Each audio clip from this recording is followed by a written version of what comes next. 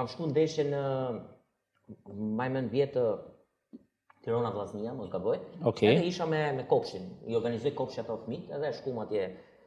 Dhe prap ekziston ajo pjesa e stadiumit në përgjithësi në Shqipëri që nuk bëhet prap festive.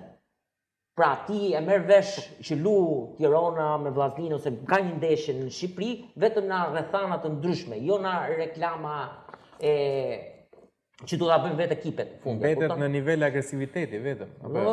Jo, ti e merr vesh se e ka çuar ajo shkollës për me çunin në stadium edhe ti do ikësh, a kupton? Po ti nuk e merr vesh ndryshe pjesën e, domethënë, tu e diskutova edhe me Gjergjin, marketingu i ekipeve të futbollit mungon shumë. Ku ishte ndeshja Dinamo me Hajdukun e Splitit?